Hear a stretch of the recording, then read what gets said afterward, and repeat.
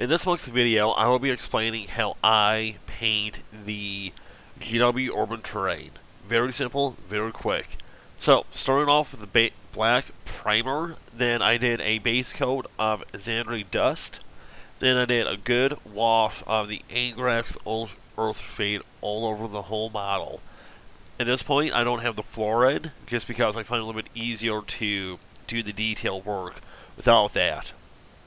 And yes, there was a cat who was trying to help me. She was trying to find the brain cell. I think she found it.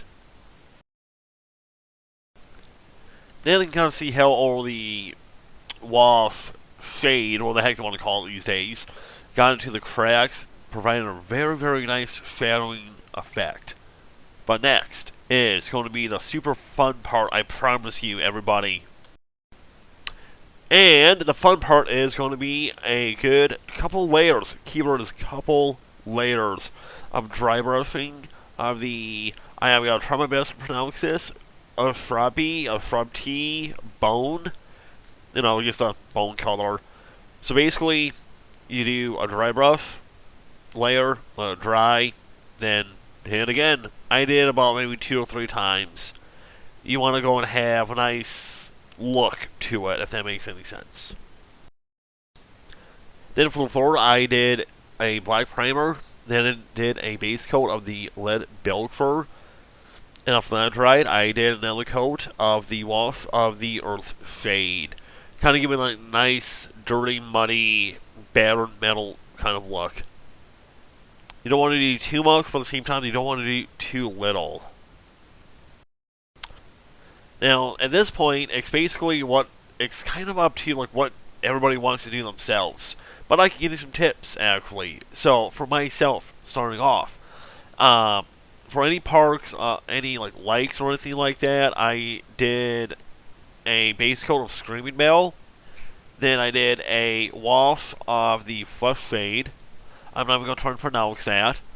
Then I did a highlight of the Half Nut Copper. Kind of give stuff kind of like a nice little compare contrast against the other colors. The wiring, I did black. Then the piping, I did a base coat of Leadbelcher with a wash of the Nuln oil, and then a highlight of Ironbreaker. Then some extreme highlights of Stormhost Silver. Other than that, I kind of added my own colors to like random things. Now, for the skull and the cog, I did well, you can see, a base coat of black for the primer. Then I did a base coat of the Retributor Armour to get like a nice little shininess in it, would be the best way to put it, I guess.